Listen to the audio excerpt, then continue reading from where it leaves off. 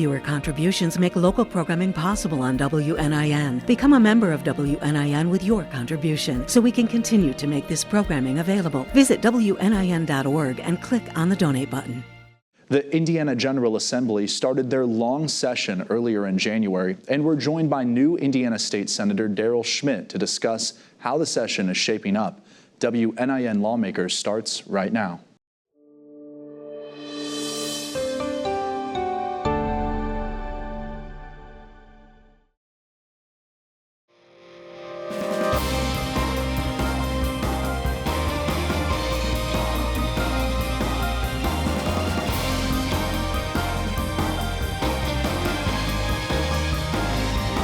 Welcome to WNIN Lawmakers. I'm Noah Alatza, the Chief Communications Officer at the University of Evansville. Before we check in with Senator Schmitt, here is a report from Indiana Public Broadcasting's Brandon Smith on what happened in the General Assembly this week. Legislation approved by a House committee would allow the state's existing casinos and racinos to offer casino-style games online and on mobile devices. It would also create a problem gambling program with robust funding that experts say would be a national leader on the issue. The state's casinos are split on the bill. Some worry online gaming will cannibalize brick-and-mortar casinos that support local workers and businesses. A Senate committee-approved bill would move city and town elections to presidential election years. Proponents say it would save money and help improve turnout in races for mayors and local councils, but opponents worry those races would be buried under higher ballot offices. And under current law, test strips that check for the presence of controlled substances could be considered illegal paraphernalia. A bill to decriminalize fentanyl test strips died in a Senate committee last session, but that same committee unanimously approved such a measure this week. For Indiana Public Broadcasting, I'm Brandon Smith at the State House. And we're joined now by Indiana State Senator Daryl Schmitt, who represents Crawford, Du Bois, Gibson, Perry, Pike, and Spencer counties. Thanks for being here, Senator Schmitt. We appreciate you making time. Well, thank you for having me. I'm excited to be here. Well, the first question I wanted to ask you about is, this is obviously your first year in the Indiana Senate. Tell us about yourself and why you wanted to become a state senator. Well, you know, it comes to the point, I was at a point in life a few years back, and I felt the need to give back. We live in such a great country, great state, in southern Indiana, is a great place to live and raise a family. And been a farmer for 31 years and focused on, trying to pay down debt and raise a family. And we're at the point now where our kids are all adults, and I wanted to give back, to help the community. So a couple years ago, I was on the Du Bois County Council and enjoyed, getting involved in numbers and budgeting, and just wanted to help the county. And then this position, with Larry Bouchon retiring or not choosing to be reelected last January, it got the ball rolling and the dominoes were here. And I was fortunate enough to be elected to go to the State House. And I still want to advocate for local government, but advocating, at a different level, helping local people from the State House. So are you enjoying your experience so far? Oh, absolutely. There's a steep learning curve. The first week at the State House was relaxed, but then the second week it ramped up real fast. I guess I would say the easy decisions and easy problems, they've all been solved, right? So now, there's a lot of complex, tough problems that we have to try to address and do the best we can. We saw Governor Braun deliver his State of the State address a little bit earlier this week. Curious on your thoughts, big takeaways. What was it like attending that? Well, there was a lot of excitement around it. He definitely has a different style of leadership than a lot of people are used to. He's going to use a lot of principles of business, and which I think is a good thing. You're going to probably see a different pace. There's a pace that we're all typically used to, the way government runs. I think now, the pace of government's going to speed up. We're in a tougher time economically than we have been. So to try to do things efficient and better, I think it should be a great thing moving forward. Talk to me about some of the plans that he's laid out during that State of the State address. I know that you just mentioned that different leadership style. Was there any big takeaway that you took away from his address? Well, it's a focus on, efficiency. And the people that know me, back in the district, the things I always talk about are, trying to drive decisions local and accountability, and efficiency, of government. And those are the things that are priorities for him as well. In the Senate, there, our Senate Bill number 1 are his goals as far as property taxes, reduction of property taxes.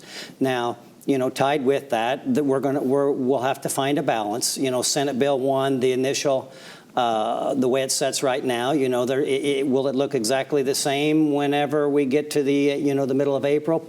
I don't know. Possibly not. So it'll be a balancing act to balance the need for property tax cuts. There's a lot of people feeling the pinch. Balance that with the needs of local government. So, Senator Schmitt, let's get into some of the issues then that the Senate has taken up so far this year. The first one I wanted to talk to you about, it's a discussion, not only at the state level, but also, in the national discourse at this time. It's SB 235, passed out of the committee, now headed to the full Senate. It would ban diversity, equity, and inclusion efforts at state agencies, educational institutions, and any organization that receives funds from the state. I'm just curious what your thoughts are on that bill. Okay. Well, I was not on that committee, so there are 1,300 and some bills in the House and the Senate. So I haven't read all the fine details, on the bill, and it can be interpreted a little controversial, if you will, from DEI to what he says, MEI, merit, which MEI stands for merit, excellence, and innovation. I want to look at it from the point of encouraging everyone to do their best, to excel from a positive point of view. In my opinion, it's, race, the color of your skin, those things should all be irrelevant. We want to encourage people to work together. There's so much that, there's so many similarities, the way we're as a society and as a people. There's so much more that unites us than divides us. And I think if we could, as a country, get past the, looking to be offended and figure out ways to work together. That's one of the reasons that I'm excited to be at the State House and try to find ways that we'll work together and reward people for hard work and effort. And I hope this can be positive, where we all work together to for a common goal for all of us. Let's move on to Senate Bill 355. This is the one that would move municipal elections to even-numbered years, which would align, of course, with federal elections. You're on that election committee that passed it this week, and you voted in favor of it. So what do you think that the benefits are of moving those municipal elections? Okay. Well, there's two sides to the topic. I think the benefits of it are, number one, you're going to have increased voter turnout. There are typically, on the odd-numbered years when you have municipal elections, the turnout is not very good. So, if you tie that with either on a presidential year, or if it's not on the presidential year, it's on the even year opposite of that, where there are going to be some, you'll still have congressional races. You would have some of the Senate races on there. So hopefully you'll have better turnout. And under tight budget considerations that we have now, there's going to be efficiencies there, cost, manpower issues, so we'll basically, it'll take one of the election cycles out of it. There is some concern from the municipalities that they could get lost in the mix, but I don't think that I think that the positives far outweigh the negatives on it, and I think it'll be a good thing moving forward. I know the Clerks Association, they were proponents of it to do this, and they testified in favor of it. So I think, in all 92 counties, I believe the buy-in's there, and everybody, if we work together, I think it'll be a great thing. You were on the county council. Yes, curious if you've heard any feedback from some of your constituents regarding SB 355. Any positive feedback, any negative feedback talking about those municipal elections? Yes, from the clerks that I've talked to, they're excited about that to streamline the process. And as county elected officials, I came from the county council, which on the council, that's the budgeting arm of the county government, where the commissioners are the operations. They're excited about the cost savings, and it should increase voter turnout for the municipal elections. Senator Schmitt, let's move on. Senate Bill 143 passed the Senate overwhelmingly this week. Now, that's the one that is allowing parents to sue government entities if they feel that their rights have been violated. So you voted in favor of this bill. Can you tell us why? Well, any time, it goes back to what I was talking about earlier, driving decisions local. I think any time that you have parents, involved in making the decisions for their families, that's going to be a good thing. We need to encourage the family unit and, more, working together and, having the parents be involved, and they're the best leadership, guides that we would have for our children. So anything that encourages the parents to be involved and enables them to make decisions at the local level, I think is a good thing. Was this born out of school decisions, just general decisions that parents make about their children? Is there something particularly that this bill was focused on, to your knowledge? No, nothing specifically. No, not just trying to encourage parents to have the fundamental rights and make that to I guess you think about the freedom of speech. It basically, this will kind of elevate it to that same level where parental rights and parents can, help guide their children to make good decisions. Okay. Let's go to Senate Bill 11. This one would require, kind of along that same lines of talking about parental rights, this would require parental permission to anyone under the age of 16 to use social media. So I know you were a co-author on this bill, and it has since passed the Senate. So why were you in support of this bill? Well, it goes back to, to family values, to, you want to encourage anything that's going to, I guess, help our moral compass, keep our moral compass, in line. And the internet, and all the different apps and tools that we have, it's a reality of the world moving forward, technology. And if used properly, it can be a great thing. There's so many opportunities that you can, but this is a way to, to encourage kids to, make things age appropriate, I guess, in my opinion, that, I see it as a positive. Let's talk about some other bills that you signed on to as a co-author, one of which Senate Bill 423, then there's Senate Bill 424.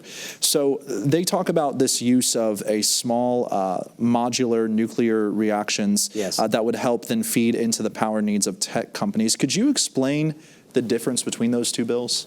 Well, it's a complex thing, going forward. Obviously, we, as a country, have made the decision to try to, we have to try to positively, affect the climate. So as we move away and transition from fossil fuels, coal, there's been a big focus on renewables, solar and wind. Now, the nuclear will ultimately, in my opinion, be the best way to move forward, is use that for a base load. The reliability will be there for these. It's a projection that within the next 10 years, we need to, as a state, double our energy needs, use, electricity, as technology, data centers, and everything proceed forward.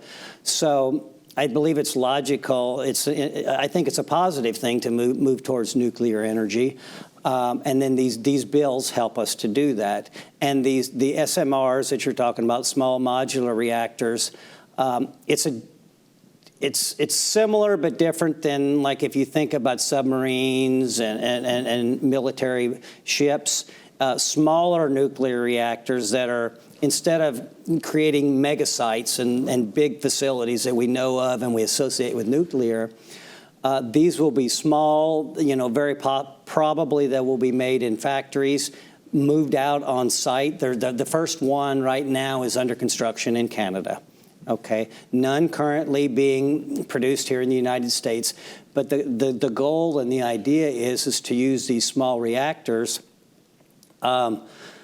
place them closer to where they need. You know, if you would end up like Spencer County, for example, you know, here locally. And I think it was on the news here locally. They've been very proactive in Spencer County, the commissioners and the council, working with ordinances to ultimately replace the coal-fired power plant that's there, you know, down the road. You know, we're talking, you know, 10 years down the road or longer, but put small modular reactors there. And if you think about if we need to double our needs, in the energy sector, think about our grid and all the power lines that we have out there, the transmission lines. Well, think about the concept that, you know, if a data center or a big user of electricity, how great would that be? You put these small modular reactors and locate those next to these high energy usage facilities. Well, that ends up reducing the need for massive grid infrastructure if you have the energy source right next to the site where it's being used. So the difference between these two, the first build, 423, is kind of a pilot program to test, you know, to how we move forward with the technology. You know, it's a complex financial thing. You know, utilities are not exactly, they're regulated, I guess, regulated because you can't, it's a different model than like a lot of a business is. So that's a pilot program on development. And 424 speaks more to as far as research and getting the infrastructure laid in place to move forward. Because they're designed to speed up the process a little bit, the financial arm of this, to make it all financially make sense and provide the sustainable carbon-free energy that we're looking for. I'm curious if you could help us understand who helps to pay for those SMRs when they finally come to fruition. Are we that far along yet? I really can't speak to the exact details, but it'll be a similar model that we're using now, where the ratepayers, you know, the people that are using it, it'll ultimately be figured in, where the regulated entities, you know, regulated by the Indiana Utility Regulatory Commission. So how it's exactly going to work, I don't know. We're long-term, but I think it'll be a relatively similar model. But they're working on trying the efficiencies now of making those as efficient as possible. So Senate Bill 451, on a different note, this one passed the Senate unanimously. It would continue reducing the income tax past that current 5-year reduction plan. I'm just curious, why were you in support of that idea? Well, and if you have to, you know, look at this in context and the way it works, it's dependent upon revenues. Okay, so if revenues go up, I think 3% might be the trigger. I'm unsure. I wasn't, you know, on the committees on that as well either. But if revenues go up enough to offset, then we can, you know, I mean, in other forms, if the overall revenue for the state goes up, then there'll be a small decrease in the income taxes to keep, you know, things in balance. We're not going to run a negative balance. You know, Indiana is always fiscally responsible and always have a balanced budget. So there are safeguards in there that if revenues would not be high enough, then those will be paused. I know some past gubernatorial candidates have, you know, said we're going to axe the tax. Yes. I'm curious if that would be something that you would ever be in favor of elimination of the state income tax. Anything that we do, whether it would be with property taxes or income taxes or sales taxes, we have to look and do things in moderation. We don't want to overreact. I don't want to overreact to do things. There are states that do not have any income taxes. Now, but typically their sales taxes will be, you know, or a lot of places are a lot higher. So I don't know that I want to find a balance. You know, however we do it, that there's not a drastic shift in who pays the taxes. You know, we want to keep that, you know, fair for everyone. But you know, never's a long time, so I don't know exactly on that. But So, Senator Schmitt, also wanted to talk to you. There's a lot to get to, as you're well aware. Another bill that passed overwhelmingly was Senate Bill 475. Now, this, as you know, would ban non-compete clauses for all physicians. So currently there is only a ban for primary care physicians. So why do you think that banning non-compete clauses for physicians is a good idea at the end of the day? Well, the goal is to try to have doctors, some places you want to encourage to have medical care, even in the rural areas. I've got 6 entire counties that I represent. From Gibson County by the Wabash River, getting on the other side, on the eastern side of Crawford County, almost to Louisville, very rural. We want to encourage as much as we can to have doctors and health care available to everyone, even in the rural areas. And I think that will help encourage that and not disincentivize that. So you were added as an author onto Senate Bill 382. Now, this one addresses county transfers or gifts to local school corporations. Can you just tell us a little bit more about that bill? Actually, this is a novel idea, and I think it's what it's going to be this first year is on, it'll basically be limited to counties that have one school corporation. And if this works positively, I think it'll be a great model moving forward. What it does, it's empowering the local governments to work together, it'll give the school corporations the opportunity to work together with local government, county government. If there's financial issues and problems, if a school corporation needs some help, the county government, under their existing tax structure, can work together instead of, and try not to raise taxes, utilizing resources you have and working together. So it's empowering the local school corporation to work with the local taxpayers of the local government to work together. There was an amendment made when this came out of committee on Tuesday or Wednesday. I get my days mixed up, but there was an amendment that says may in there. It's not a must. So this is totally up to the school corporations and local governments to enact this and work together. It's encouraging them to work. So as long as they want to work together, they will. Now, other counties, if they don't have a desire from the school corporation or local government to work together and to do this, then they don't have to. It's up to the locals, and I want to empower the local governments and local people to govern themselves, because how do you make the best decisions when you're intimately, involved with it? So I think it's a great thing. There's so many bills and so many work to get to, and I just wanted to give you an opportunity, Senator, to talk about some of those other bills that you're interested in, either for or against. I know that you had previously talked about some teacher compensation as well as the NAEP. If you could just, delve into that quickly to share. Well, there is a Senate Bill 111. Now that we'll start with that one. That's around living organ donors. There had been some concern out here if, say, you needed a kidney and I had a kidney, I have 2 good ones, and that one kidney and you're perfectly fine. You can live a great healthy life.